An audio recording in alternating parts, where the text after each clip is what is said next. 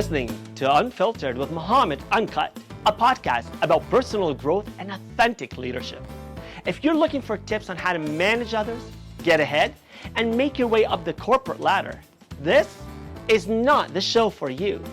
This podcast is about being of service to others, leading from the heart, and evolving into a better version of yourself.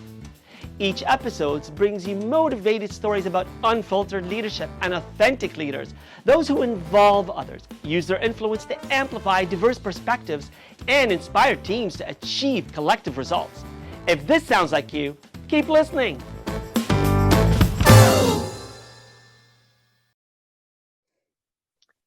Hello and welcome to the Unfiltered Podcast. This is the podcast for leaders who believe in transformational leadership so they can lead themselves first before they can lead others. This is a podcast where we believe it's all about involving others in their decision-making, using your influence to help others rise, and inspiring them to find their own leadership potential and become better versions of themselves.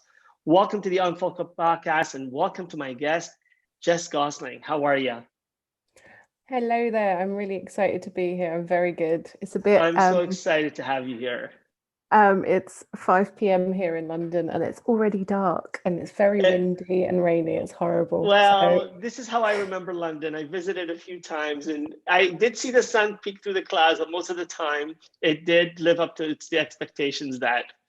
And you know what? London, Ontario is where I am at, and it is a little afternoon. It's still light, but we do get dark earlier, and it is raining here too. So there you go. You've got the Queen. We've got no Queen here, but we're both in London, so it's nice to connect with you. And I have to tell you right off the bat, I'm a sucker for English accents. So whenever I hear an English accent, which to you sounds, he's got the accent, not me, right? But No, absolutely. Yeah. I spent 7.5 years out of the past 10 years abroad, so I'm used to people thinking, "Oh, your accent, where are you from?" And I'm like, "Have a guess." Yes, there you go. So, out of curiosity, where was it that you were spending your time? A bit everywhere, really. I read Korean at university, so the language and history and socio-political context, and ended up graduating from a university in Seoul. And then I ended up in the West Bank in Israel for a time, the Balkans, the Caucasus, and Central America, which is where my husband's from. Amazing. And this probably leads into the question, who is Jess Gosling and what difference are you making in the world? And I bet it has something to do with your traveling. This has a very close relation to my traveling. I moved abroad when I was 18, and for me, the transmission of ideas has always been really something that I was interested in. And I first found that through culture, so through traveling to other places and learning other languages. And by that virtue, that's why I chose the major that I majored in, which is in the actual Korean language. And then it kind of transported me to somewhere else, which is in politics. And I got really interested in why conflict happens, especially ethnic conflict. And that's when I ended up specializing in ethnic conflict and kind of peace studies for my master's, and doing 2 United Nations deployments. And then I kind of got into kind of academic research, innovation, and kind of strategy, and how we can kind of, I guess, come together and build amazing things, in the field of science, innovation, and research, which led me to where I am now, which is kind of looking at the wider piece of interdisciplinary studies. So by day, I work as a UK civil servant, focusing on matters of like cultural diplomacy. I am also doing my PhD part-time in that field, but specifically around political science and soft power, which in layman's terms, for anyone who doesn't have a political vocabulary, is branding, but at a country-wide scale. Very interesting, very new field. Definitely learning as I go. I'm only 6 weeks in. And then also by night, I co-found and co-lead a international global network that seeks to upskill, celebrate and connect people from all around the world. In the past year, so we hit our first birthday a couple of months ago, and in our first year we managed to upskill 2,500 people over 70 events in 10 different time zones. And we just had our biggest event last week called Evolution, where it was a 5-day event, huge virtual summit to kind of, I guess, support people to find their voice, understand their mission, and fortify their brand from any sector. And we had 20 events with over 40 speakers in 10 different time zones. It was mad. But amazing. Extremely rewarding, because I think for me, giving back is something that I've done since I was very, very young, because I came from a low socioeconomic background and I have 3 unseen disabilities. So for a long time, I never kind of, when you define what success is, I was never success. So by their standards. Exactly, because I never saw anyone that represented me. Right. So kind of everything that I've done up until this point, I feel has kind of been the kind of platform or the bricks and the mortar to kind of be the person who I am today, which is, a lot of that is around leadership, which is why I'm really excited to be on this podcast, because this is what you talk about. And in terms of what you said about your question about what do I give back on who am I think for me, it's kind of that giving back. I don't think you can lift yourself up without lifting others. And that's what I will leave that answer at. Well, I'll tell you something. I'm sure you don't need anyone to tell you this. In terms of success, your mindset is a mindset of success. And it's a mindset of change and empowerment and listening to you. A lot of the time when I connect with people on this podcast, I choose to connect with people who inspire me by their stories. And then when I connect with them virtually and start listening to their stories, I'm lifted. And when I'm listening to you, definitely I'm inspired and definitely I'm lifted. But it's amazing. And if you allow me just to share with you how much your story resonates, because I just feel like you explained what I've done in my life. I emigrated as a refugee to Canada, but I fell in love with languages because I recognized when you learn languages, you open the doors to people's hearts so that you can understand how to speak with them in their own tongue. I wanted to learn, and so I traveled, and in traveling, learning about others and recognizing that our differences are what makes us stronger and not what makes us weaker. And to your point about bringing together and finding how we can do things so much better together, it's why I get up every day. So listening to you just inspired me to know that and I know there's many of us out there, and that's what this podcast is trying to do, is bring those voices, because it's the strength in amplifying the voice that together we're going to change the world, but we are changing the world. When you're saying that in 1 year, so you celebrated your birthday, but you mean the first anniversary of your organization.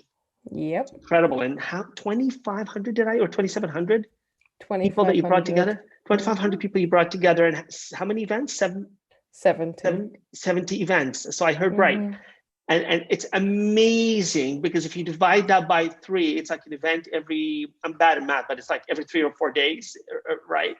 I mean, on average. Yeah, it was quite it's a lot of work. Intense. But also that was on top of being, in full-time employment. It's totally part-time. Studying, you're studying your doctorate, right? But I again, I'm saying this for the benefit of the listener, for my benefit, to reiterate what you just shared. It's who you are, and everything that you do is an extension of who you are and your belief. And I'm sure that's why you're in the field that you are and studying what you are, and gone to the places where you see people maybe at each other's throat, but you try to bring them to each other's hearts. Because, I've certainly had enough of conflict, destructive conflict. We all have. I think the reason we're in this pandemic to a certain extent, it's not just because an invisible to the eye virus has brought us to our knees, but because our arrogance and lack of companionship and belief in a shared humanity, we have not been able to come together and share in the beliefs that celebrate that we're all from one nation, and that is humankind. Our colors and everything that makes us look different. I think just add to that diversity and we can celebrate in being more inclusive. And I love what you're doing. And I want you to tell me more about these events and 70 of them in the past year, because that's more than people do in a lifespan. So what sort of events and how have you brought 2,500 people together, and all virtually? No, these were a mixture. I would say, so we started out in August 2019, and then obviously that was pre-pandemic. I was going to say that. Yeah. So we did quite a lot of big events. We did kind of workshops, masterclasses, facilitations on a certain issue. So like future-proofing, personal branding, confident, soft skills, you name it. Because our network is very much around kind of celebrating diversity, and that anyone, no matter what language you speak, how old you are, what color your skin is, if you're neurodiverse or not, unseen disabilities, whatever, there is a space for you. And then during the start of the pandemic, we kind of had this situation where we've gone from fully in real life, events to kind of, we have to pivot.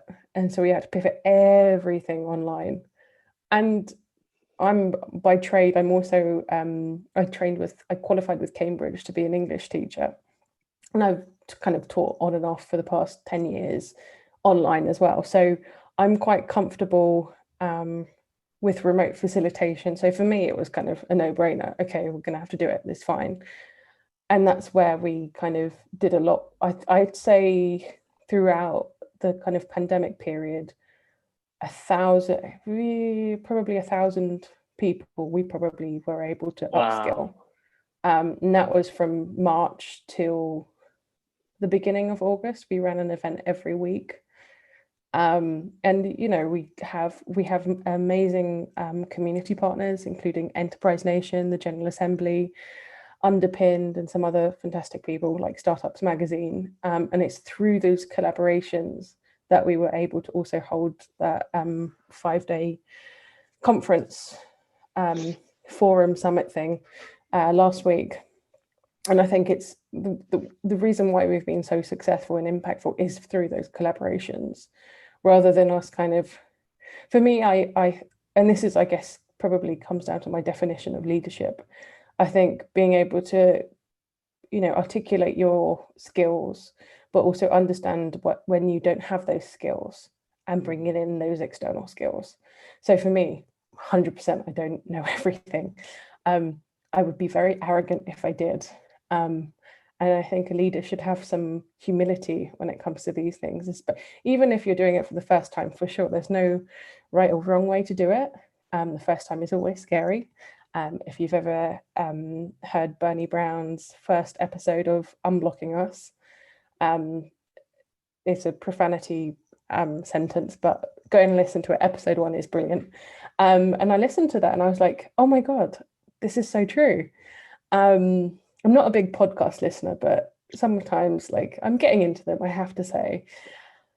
Thank you, Bernie. But for me, leadership is definitely bringing people together, and the collaboration thing is very, very important for me. But on the side note of that is I'm happy to lead from the front, but I would rather lead from behind.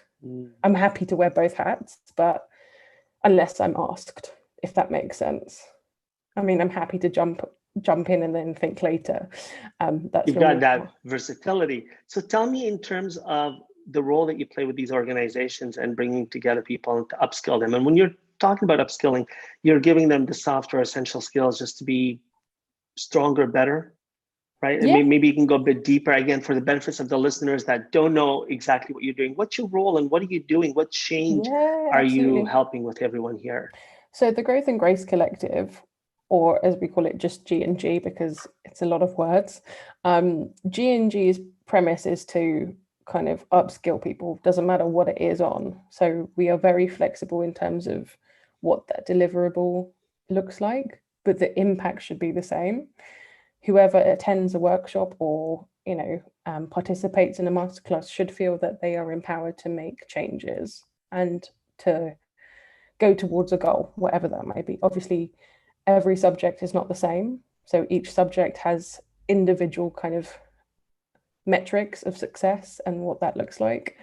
But a lot of the sessions that I lead on are around kind of personal branding, public speaking, the soft skills stuff, which I really enjoy, because it comes from a place where I was, 3 years ago, pulling my hair out about the very same topic. So it's I think a lot of people are find it a lot easier to hear from someone who's been there. Like, I'm not, I don't have a master's in personal branding, or I don't even know if that even exists, but if it does, that sounds brilliant. But it's probably marketing. But like, my interest in that field came from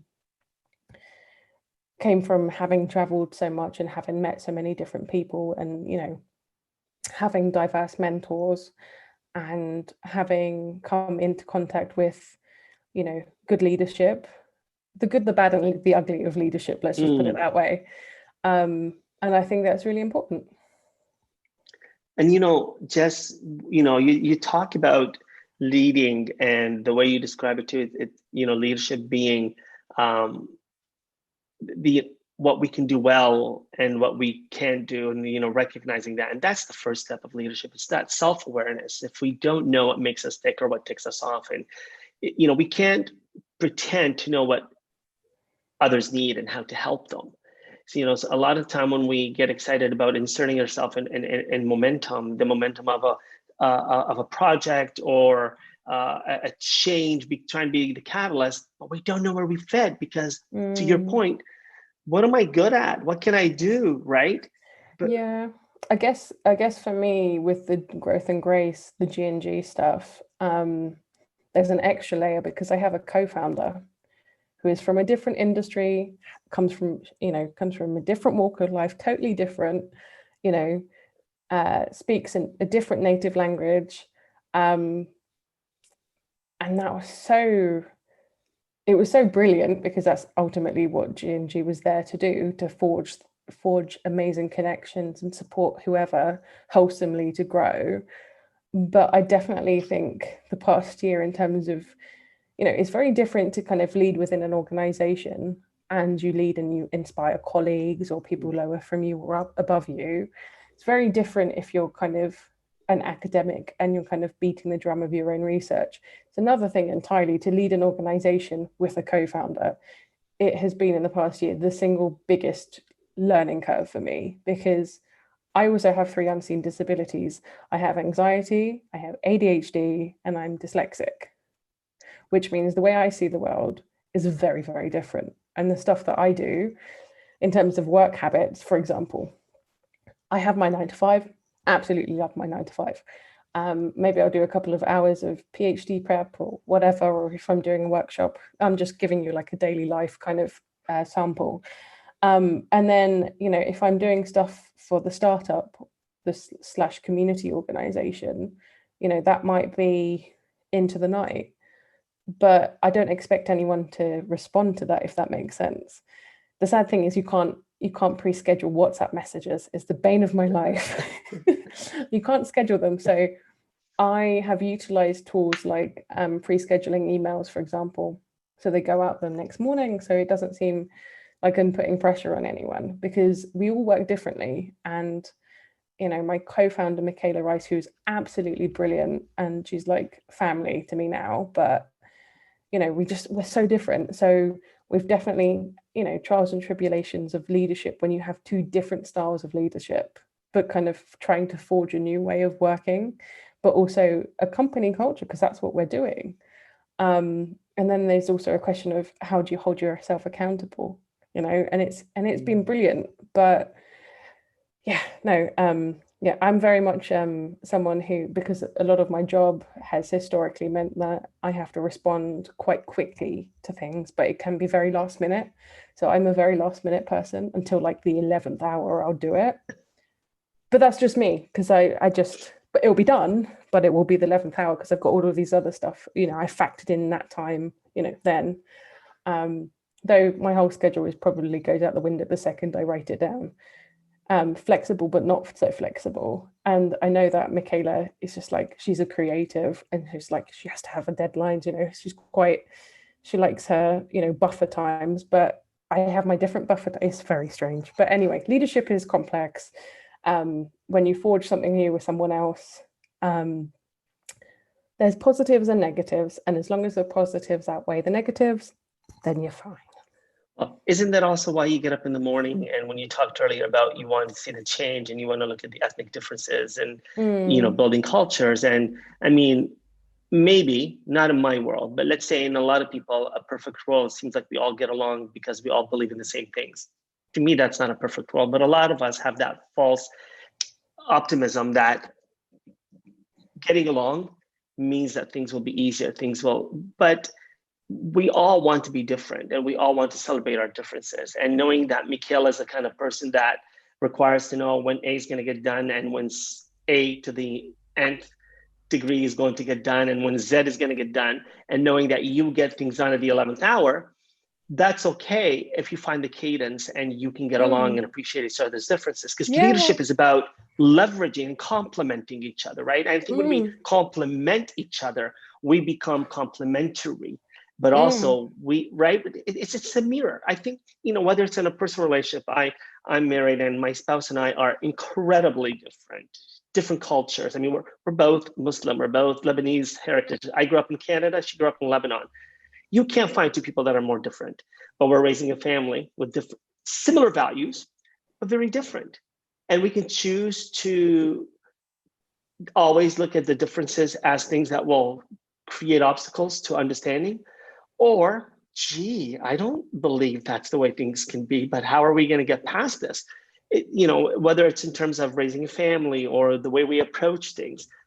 And that's reality. When we get into a workplace, people don't always agree with us. And innovation and creativity doesn't happen when people agree. I think it happens when there's that difference of opinion, right? If we listen to people.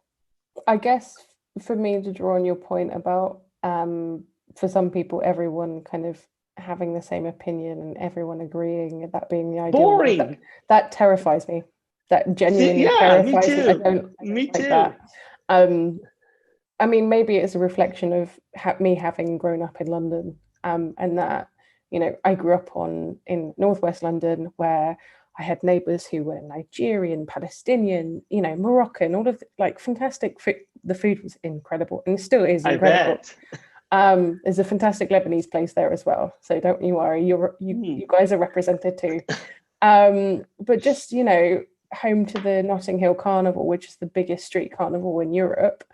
You know, from a very young age, I learned a lot about equality, you know, tolerance, diversity, and that was through my schooling. Like when I went to high school, I was a minority. It was so diverse, and that was like, isn't that amazing, right?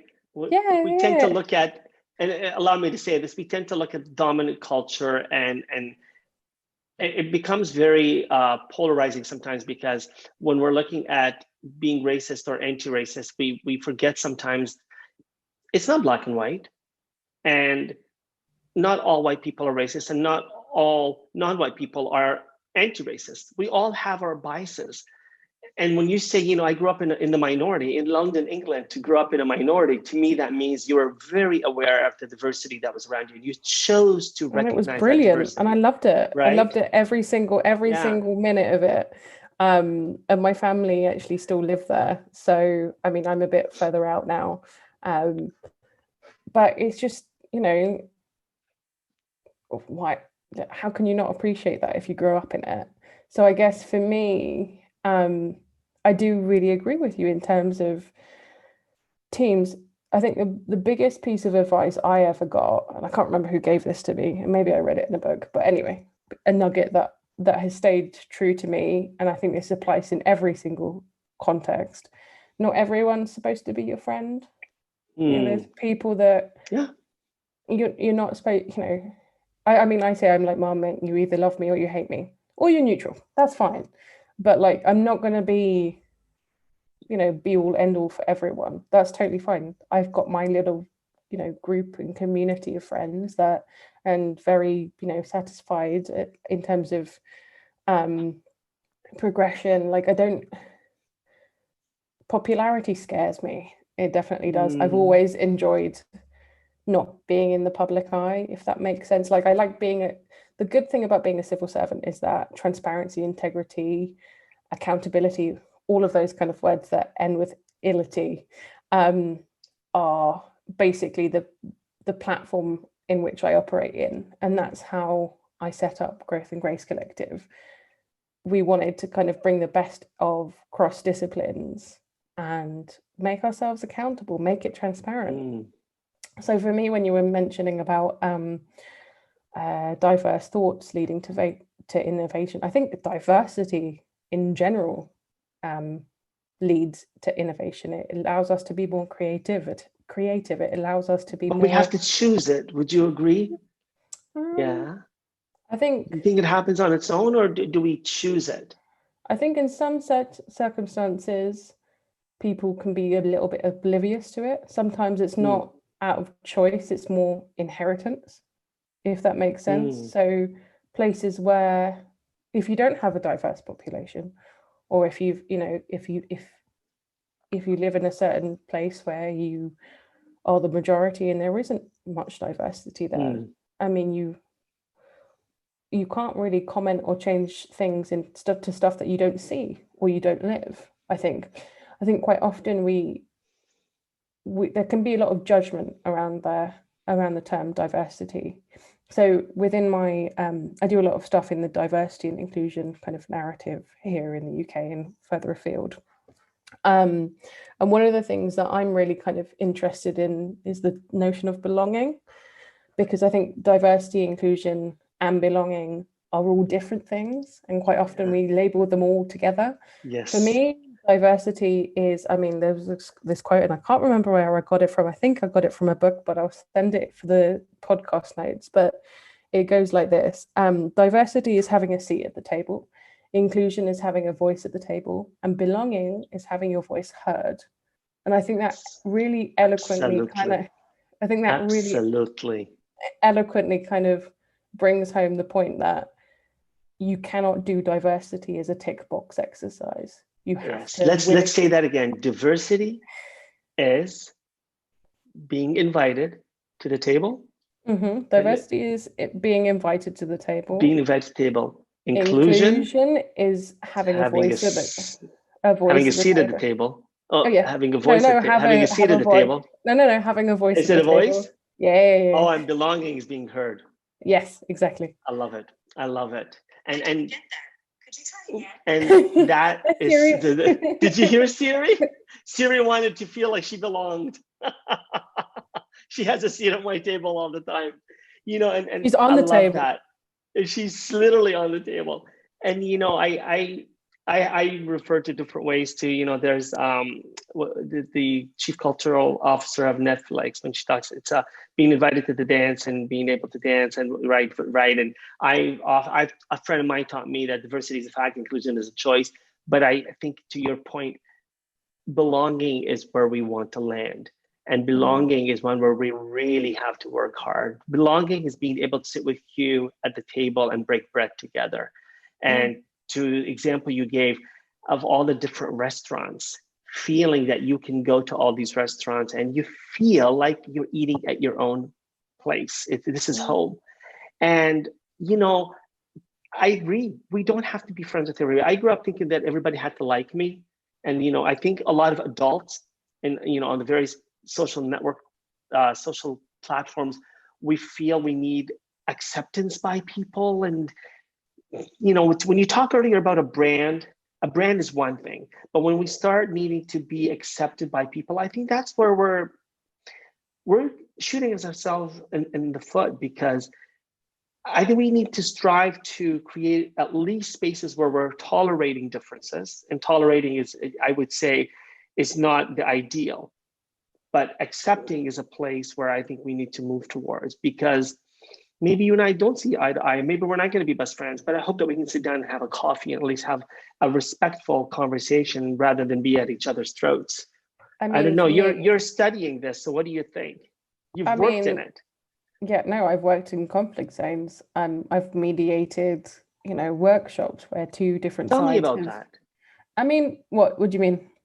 Tell me Well, about. I'd be remiss to not ask you to go down that path for this podcast, because when we talk about leadership and creating safer spaces and being the leaders to create inclusive spaces, not asking have you mitigated that would be. I mean, my experience, my experience of coming into leadership has been through conflict. I've been shot at before. I've had, some other crazy stuff happen to me. And for me, it's always about kind of putting yourself in someone else's shoes. Why are they doing that? What is the rationale? There's all these hidden things that you won't, especially also being an outsider. This is the other thing. As much as I can study from a book, the real history, lived history can be very, very different. So for me, leadership in those times is very much about active listening. And it's a skill that I think a lot of people can find very difficult. I know I have previously because of having ADHD. For those who don't have ADHD and have no idea of what it kind of feels like, it can feel like you've got like, on the TV when it's like 2 a.m. and there's no service and it's like really crackly. That's what it feels like in my head all the time. And like and all of those crackles are like thoughts or things that I need to do or my to-do list. And that's why kind of having a podcast conversation is actually quite easy for me, because you talk about lots of different things at lots of different levels throughout the conversation. Whereas if I'm having a conversation about something else, say at work or I don't know, in a group chat, I do tangents all the time because I'm thinking of 3 different conversations that I'm having with you, but at different times. It sounds really weird. I'm not a time traveler, I promise. Just my disability superpower, promise. I do think diversity, as I said, is a superpower.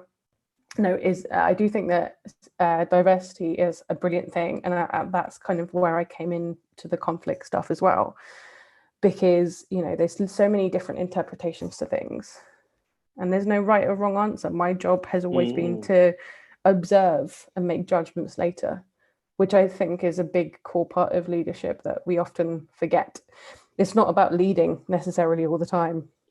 There's all these other parts of the buffet that you have to sample. It's finding the common ground for us to come together. I think that's what leaders have to do, right?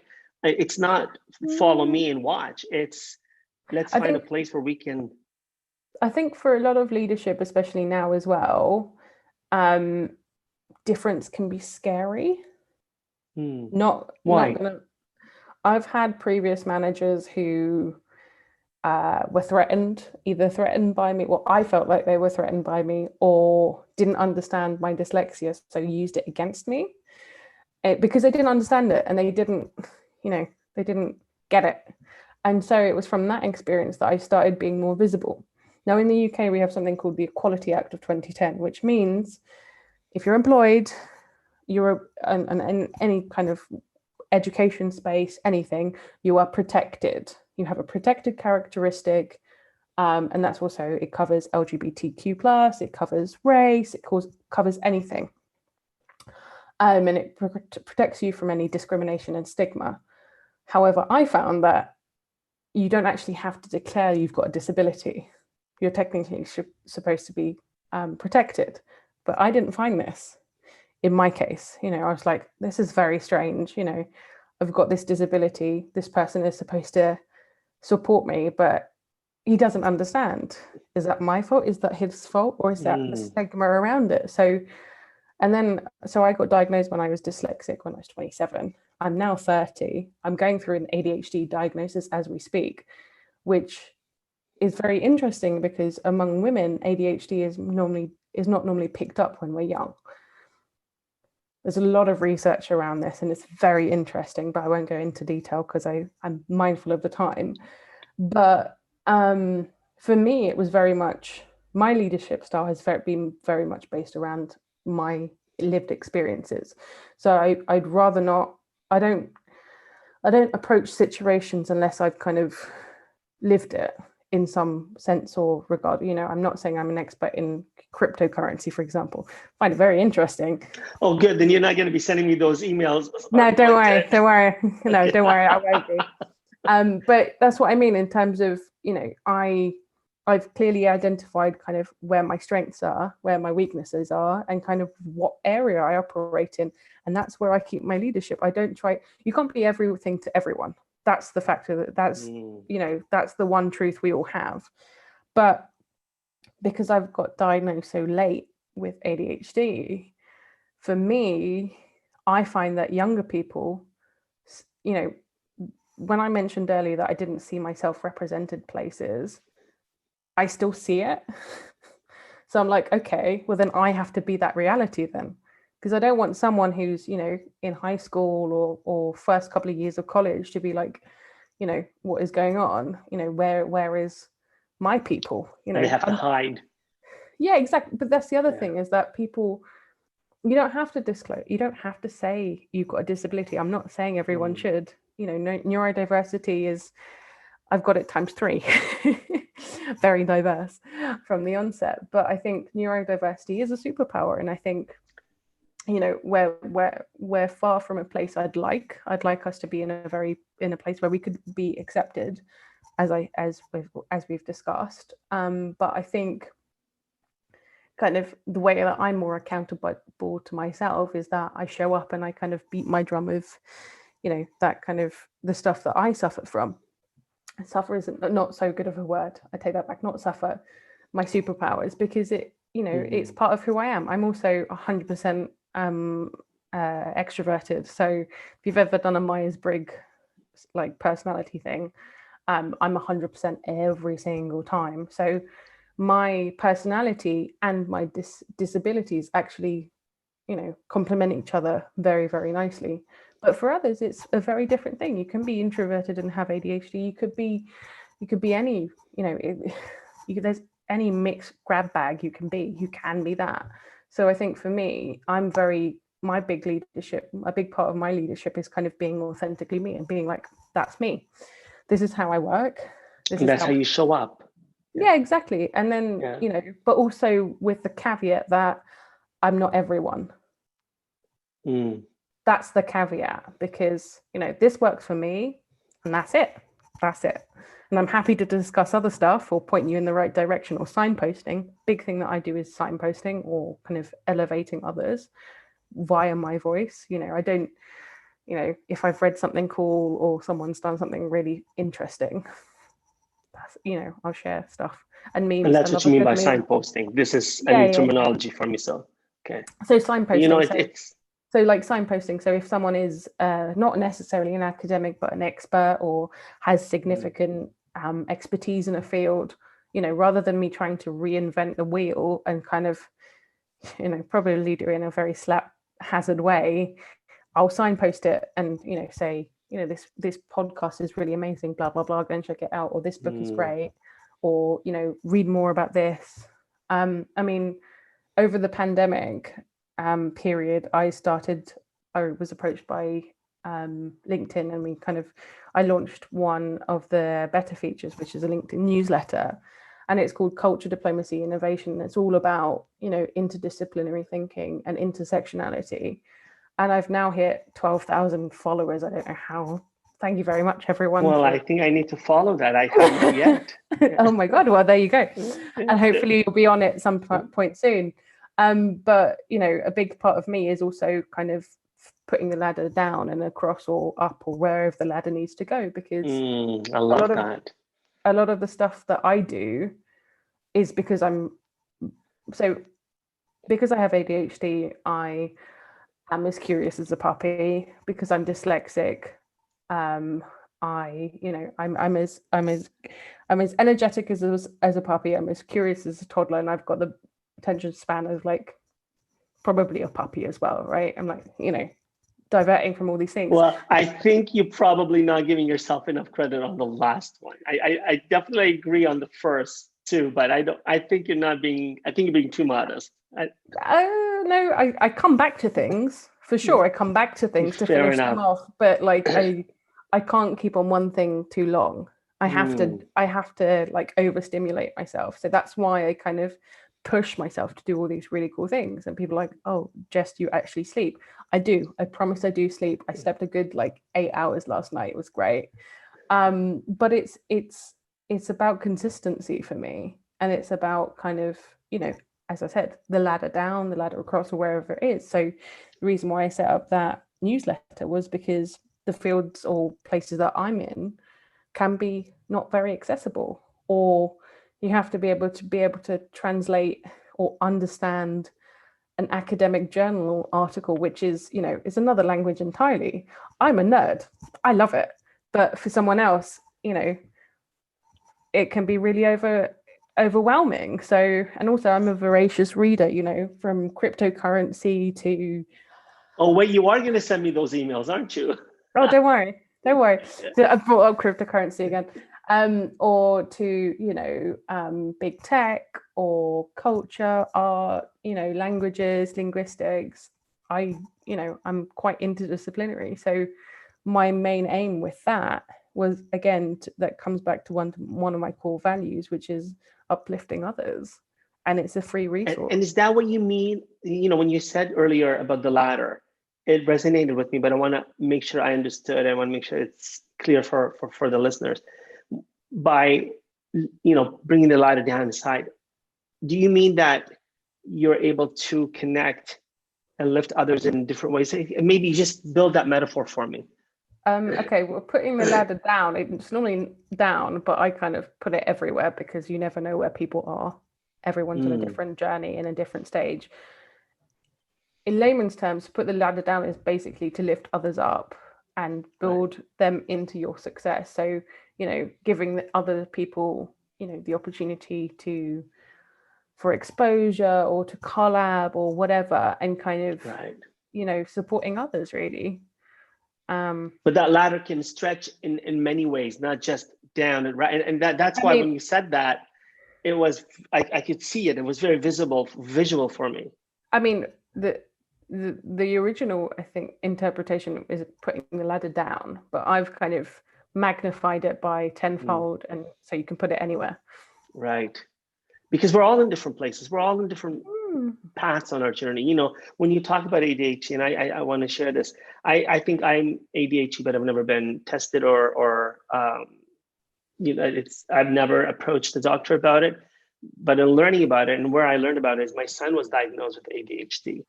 He was 8 when he was diagnosed. No, 10. He's 13 now. He and I decided we were going to move forward without meds. And it was tough. This is the first year that he's done it since during the pandemic. He's doing better at school. He wasn't doing well with meds. And we talked about it. So, he started doing videos, and with his permission, I started sharing those videos, even on LinkedIn and on Instagram, because I wanted to break the stigma. But it was his voice. It was him talking. It was him explaining what he's going through. And when he talked about the ADHD, police, and, just the thought of what was going on in his head. And I see myself in him, but I've not been diagnosed, but I try to understand his journey, but also want to break the stigma, because I come from a background where you say things like ADHD, people kind of just stand back, right? You say autism and people have these misconceptions. We don't know. But I think about the way you speak and the way you describe your journey. And I come back to that self-awareness. And when you talk about putting the ladder down and sideways and up in all different directions, as leaders, if we're not aware of our own journey and what we're going through, we're not going to be able to extend that ladder to anyone, yet alone to just keep it to us. And when you talk about what you're going through, and you're right to talk about it or not, that self-awareness is allowing you to understand how you can behave with others, how you can help others, how you can lift others. And I come back to G&G, so growth and grace. That name is not, you didn't just come up with that. I'd love to find out why growth and grace, or why grow and grace. Can you share a bit about that? Yeah, no, I kind of set up a creative agency on the side before kind of Growth and Grace kind of became what it is now, and had a coffee morning called Growth and Grace. and my whole kind of idea around the name was to grow gracefully in whatever pursuit, but also wholesomely. And then I met Michaela, my co-founder, via Bumble Beers. Love a bit of Bumble Beers. Yeah. And then a couple of cocktails later, we decided to kind of run with it, and here we are. Touching 2,500 lives and 70 events in 1 year. Amazing. And I wish you continued success, because you are making an impact with the people that you work with. You're helping people to understand themselves better. And, for anyone that says leadership isn't a personal journey, that, it's a role, or only certain people are leaders and others are followers. I think we're leaders in certain things and followers in others in different times in our lives. And it's all about our mindset.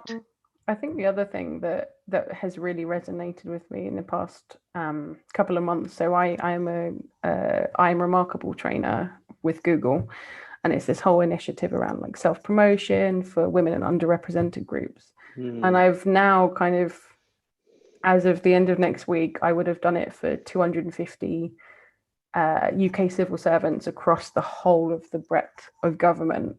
I'm tag teaming with some amazing colleagues. And one of the quotes that always kind of comes down to like resonates with me, and I say it to everyone, and all of my team are absolutely sick of me saying this, but I wanted to bring it up for the listeners as a final thought. And I think this is very much related to growth mindset and having that leadership mindset. Accomplishments don't speak for themselves. And I'll say it one more time. Accomplishments don't speak for themselves. If you don't show up consistently in the spaces that you want to be seen, you couldn't, miss opportunities. People won't think of you for the things that you want to be thought for, all of these different things. And it comes back to brand, it comes back to leadership, it comes back to impact. And that's my final thought for you. Well, it's your final thought, but I'm going to push you even further. Oh, you're going to get me another. You got me another final thought. I have something called the unfiltered thought of the week, believe it or not. Oh, okay. And this is where I ask you, based on what you've shared, based on your learning experiences, I don't want to call it advice, but it can be. It can be your aha moment. It could be something you went through, but anything that resonated with you that you can share, maybe build on, the thought of accomplishment, whatever it is, to help the rest of us become better leaders, better humans. What would that be? So do you want a statement or a quote or what? I want Jess Gosling to speak from her heart. Can I use a profanity or not? I always do on here. Okay. This is unfiltered. Okay, fine. I heard this, and my team are going to be like, not this one again, Jess. There's two that I live by. One, the accomplishments don't speak for themselves, which you already know. The other one comes from kind of being anxious, and this is a tool that I use to really let go of that anxiety. Well, I've got two. I'll share the other one afterwards. But this phrase I must have picked. I think I picked it up from my grandma or my mum or a cousin. Anyway, a family member, and the quote is, if it isn't fatal, put it in the fuck it bucket. Oh, I like that. And if it isn't fatal, put it in the fuck it bucket. Yeah, if it isn't fatal, just put it in that, delay bucket. It lets you really center around like what your priorities are for the day or the week or at the time. Is it fatal? So with anxiety, and the other things that I've got, I can often catastrophize, and I'm like, oh my God, I'm going to lose my job, or I love that word. What? Catastrophize. But I do, and I'll overcomplicate things, and I'll think of the process is very kind of similar to think of the worst situation that can happen because of something, and then backtrack every single step that you would need to happen to get there. And then I don't do that. Basically, it's my crisis avoidance kind of, those cars that have the kind of the scanners to stop you from bumping into things. That's my scanner. Oh, yes. And the other one is, this one really helps me center. And I tell this to my students, it's got another profanity. And so you're going to like this. Very unfiltered. It's on everything. If I have something to write, if I have something to do, if a work commitment, whatever it is, if I need to have a sense of clarity, I put ATFQ at the top of the paper. I also have one stuck, like a sticky note stuck on top of my wall to keep me centered. It means answer the fucking question. And I was taught it by my aunt, who was my mentor when I was very, very young, through high school. I don't know, profanities are something that I love. Well, you're English. I'm sorry, I have to say this. I grew up with a lot of English at my school. And, if I went to school with a girl, her name was Catherine. She was from England. And it's like every other word that she used was the F word. I got used to it. So I wouldn't expect it any different, but that's okay. Pardon for your listeners. You can feel free to bleep them out. I want to come back to what you just said, though. But, the whole idea of answer the effing question. You mean I'm here, and you mean you just come here? Yeah, exactly. And like when you just said that, when I said that, I feel this anxiety here sometimes because I do that, and and then I have to tell myself, calm, center, like namaste, just focus, be here, be present.